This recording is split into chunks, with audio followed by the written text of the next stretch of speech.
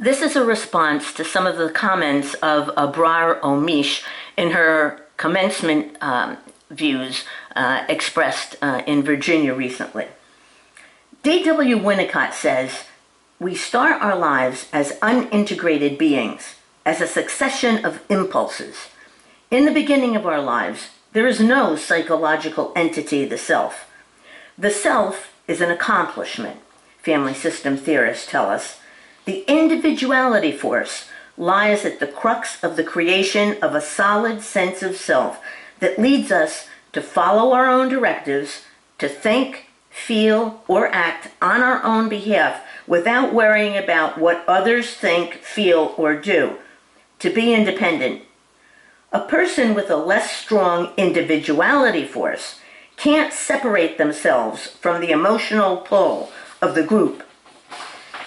People with such a low level of differentiation are less able to contain their anxiety and more prone to act to relieve it.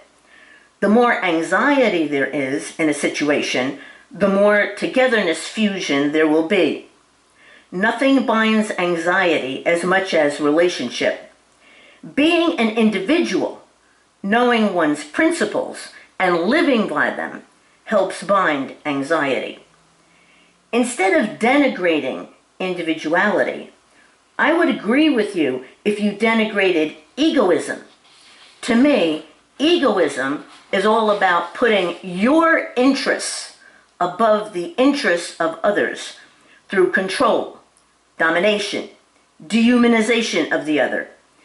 If you want a world without control, domination, dehumanization, authoritarianism, domination by an elite, then I would be on that side. It's time for the crusade of the left to stop their religious war and engage in I-thou dialogue. That requires affirmation of those you talk to. That requires not treating the other as an object of thought, but getting to know them concretely. That requires two individuals who make a commitment to listen to the other. What is your experience? What suffering has made you who you are? That requires listening to what concerns the other most, their apprehensions, their dreams. That requires surrendering our mental representations of who each other is and allowing the change that is the only constant to take place. The group can be a tyranny unless the individuality of its members is confirmed.